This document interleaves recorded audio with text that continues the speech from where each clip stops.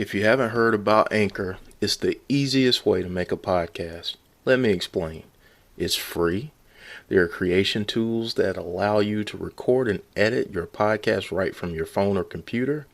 Anchor will distribute your podcast for you so it can be heard on Spotify, Apple Podcasts, and many others. You can make money from your podcast with no minimum listenership. It's everything you need to make a podcast in one place. I use Anchor and it's been absolutely fantastic. So download the free Anchor app or go to anchor.fm to get started. Love pro wrestling? Then check out the WWE podcast. I've been watching wrestling for over 20 years, and that was one of the best matches I've ever seen. We produce 6 shows every week covering Raw, SmackDown, and AEW Dynamite.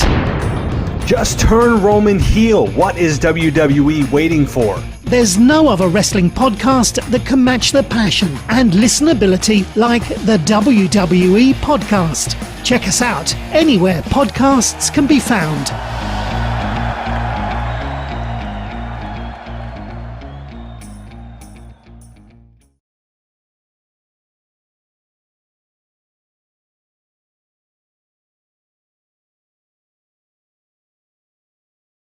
So let's talk a little bit about some college football. How about that? We'll talk a little bit about some wrestling too, but I mainly wanted to talk about college football this week. Let's get into it.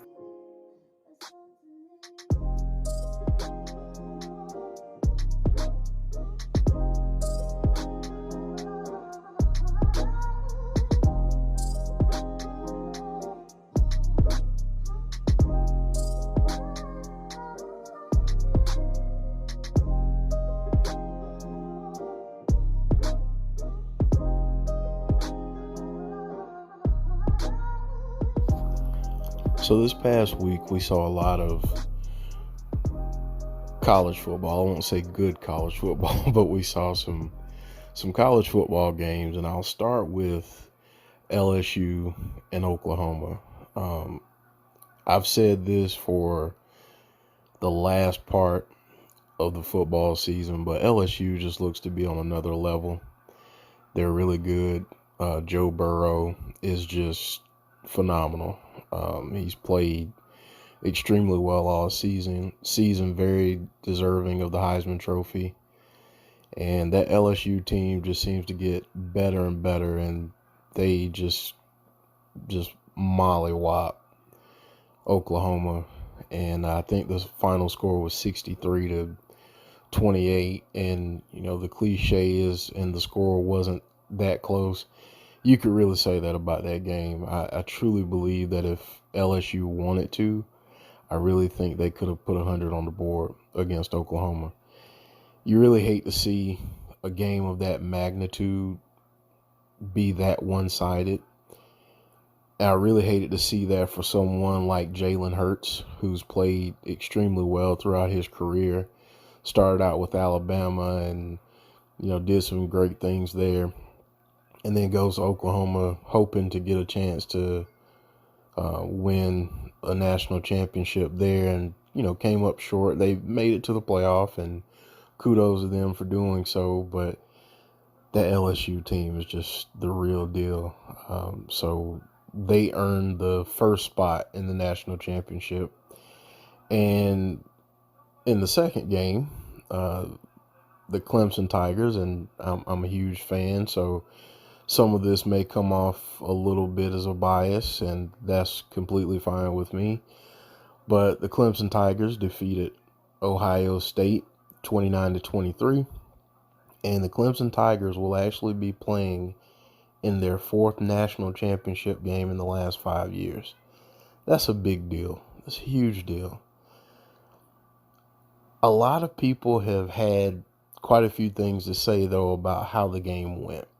And I typically don't go back and forth with people on Twitter. A lot of people on Twitter just like to say things for the sake of argument. And that's what was happening, I feel, after and during, quite frankly, the Clemson-Ohio State game. So we'll start with the first call that people had a problem with, and that was the targeting call where the player from Ohio State, and I forget who it was, I believe it was Sean Wade, went in to tackle Trevor Lawrence. And it was a big play. It was a third down, and that would have gotten Clemson off the field. Well, uh, the Ohio State player targeted. And I don't really care what people say about, how it looked. The guy led in with his head, with the crown of his helmet. By definition, that is a targeting call, period. In the story. He led with his helmet. It doesn't matter if Trevor Lawrence changed levels, if he was ducking down. The fact of the matter is the player cannot lead with the crown of their helmet, and that's what he did.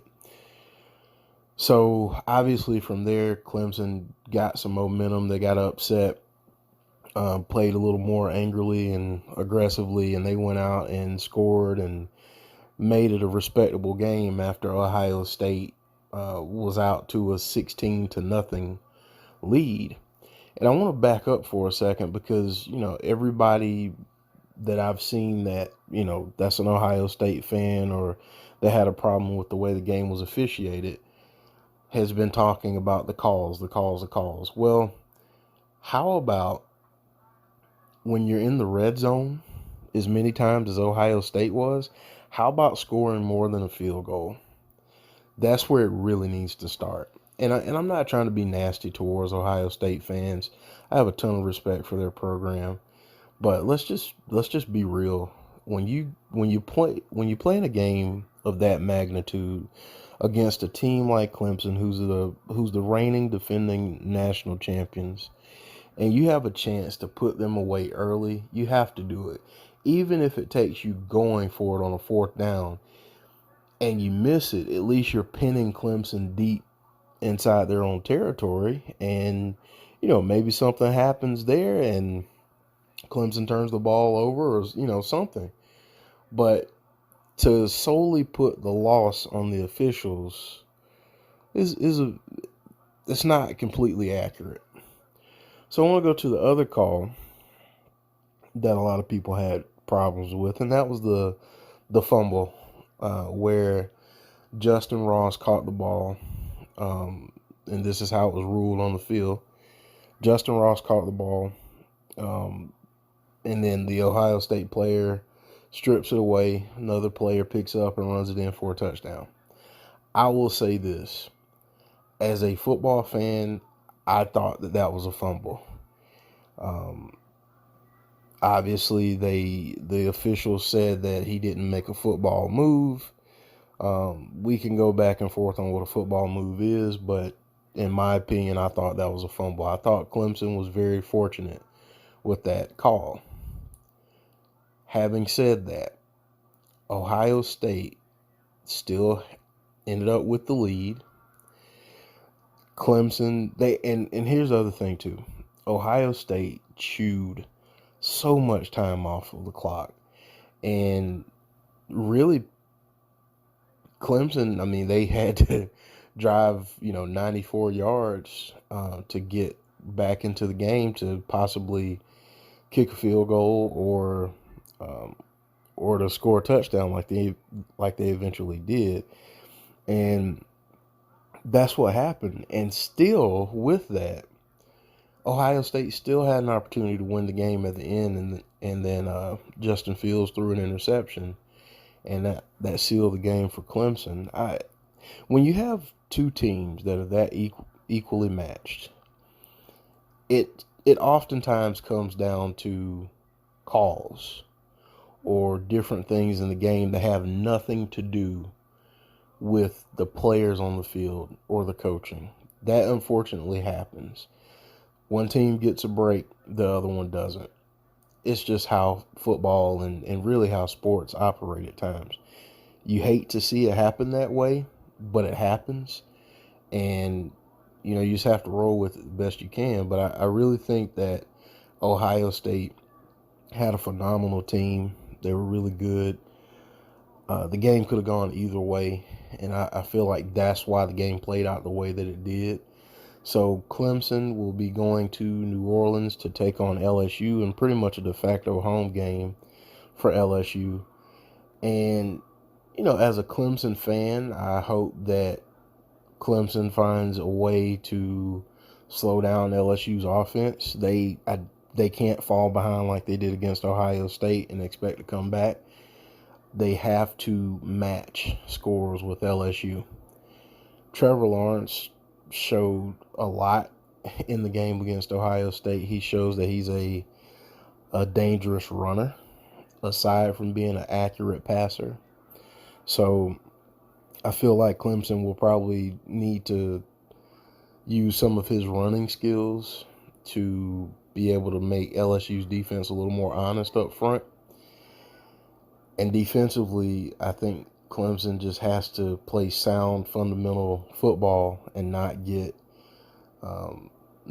baited, because I think LSU's offense shows you something and then they bait you and then they throw it over the top and it's like a 70-yard touchdown or something crazy. So I'm excited to see the game.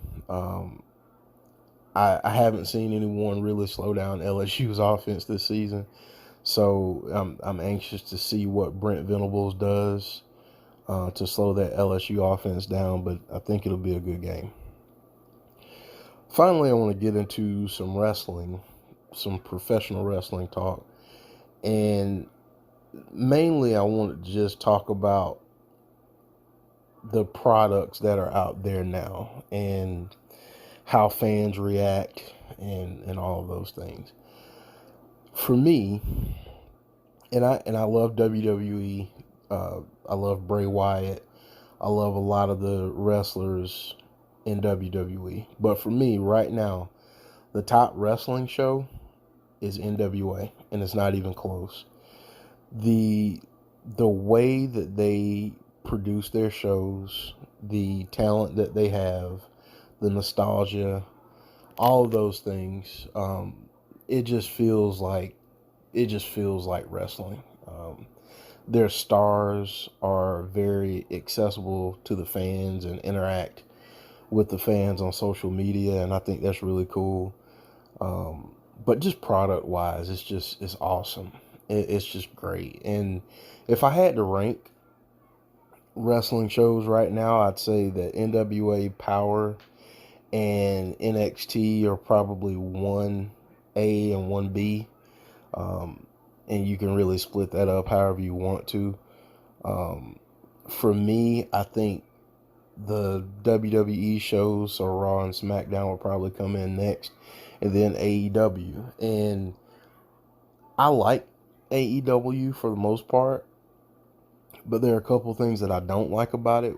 One, they don't need to continue to take shots at WWE.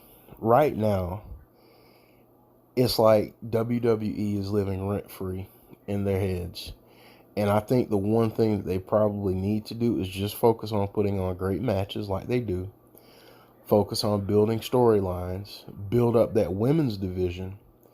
And I really think that at that point, that's when they'll start seeing some better results. I know NXT has beaten them a couple times in the ratings the last several weeks. I didn't see the ratings yesterday, but I think that AEW has a good product. But I mean, this is just personal preference, and that kind of, the other thing that really bothers me about AEW are some of the fans, which kind of helps me segue into the next part of what I wanted to say.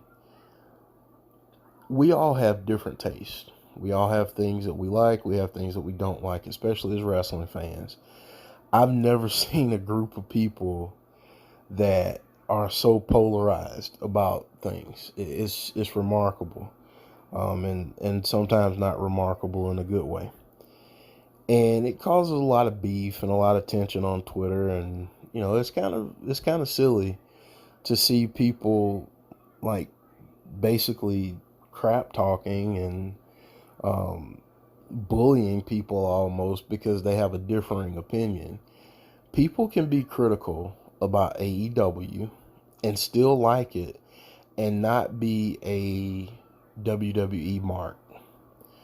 Um, Again, I'm a fan of all of it. I think the more professional wrestling we have, the better. But I mean, people can be critical. People can have their own opinions of what they like and don't like. I mean, Lord knows, I love WWE, but there are some things that they do that drive me insane. I mean, just drive me completely insane. I don't understand why some of the talent that they have aren't used more so than what they are. I don't understand why some talent don't have better storylines. Um, there are a lot of things that I don't like necessarily about Raw or SmackDown. And I will say those things, but just because I say I don't like the spot fest that AEW does or some of the ridiculous storylines or the lack of the women's division doesn't mean I hate it, doesn't mean that I'm, WWE all the way. It just means that's not my cup of tea. It's not my preference. So I'd rather see some more development. And, from what AEW was saying in the beginning, they were going to be the different brand, they were going to be a different show. In a lot of ways, they aren't. In a lot of ways, it feels like WCW Nitro back in the mid to late 90s. Um, and Nitro was a great show for a while, and then they fizzled out. And part of that fizzling out was they had WWE living rent free in their heads, and that was a part of their demise. So, the other thing I would say to people on Twitter is don't be a jerk. A lot of people have differing opinions.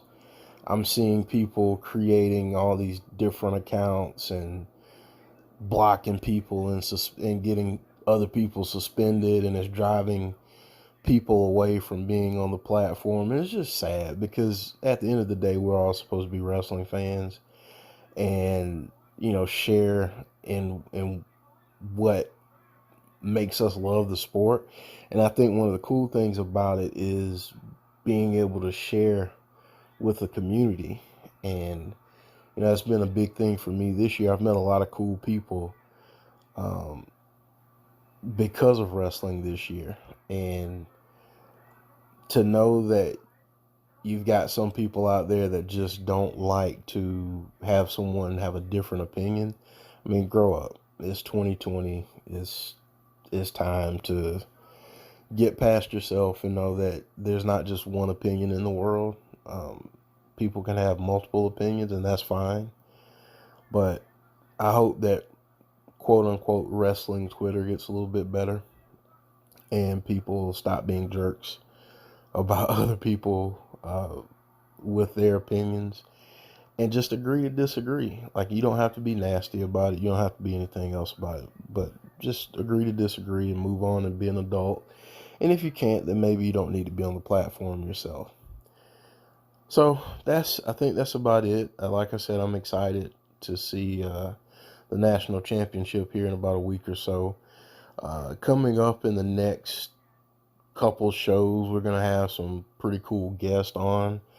We'll announce those things on Twitter, and I'm really excited about getting to chat with some of these folks. We'll do a little more wrestling talk, and then in a few weeks we're gonna do a deeper dive into more of the mental health talks that we've had, and I'm really excited about that too. I'm really looking forward to 2020 being a big year for us, and really developing the platform to be able to speak on some issues that need to be addressed, and I'm really excited about it. So stay tuned. But yeah, I think that's all I have today. Thanks everyone for joining me today on Jeff Watson Unplugged. I hope that this episode and future episodes create conversations and dialogue about many of the issues that plague our society today. We are brought to you by Lions Roar Media Company. We would like to thank our sponsors for being a part of this journey. For more information, to send in comments or questions, please email us at lionsroarmediaco at gmail.com. That's Lions Roar Media CO at gmail.com. We will post new episodes each Wednesday, so stay tuned. If you enjoyed our podcast today, please subscribe on Anchor, Spotify, Breaker, Google Podcasts, Overcast, Pocket Cast, or Radio Public. Follow us on Twitter at Lions Roar Media 1. That's Lions Roar Media and the number 1. Or you can follow me at Jeff Watson and the number's 25. That's Jeff Watson 25. Again, thank you all for joining us, and until next time, God bless and keep moving forward one step at a time. Peace.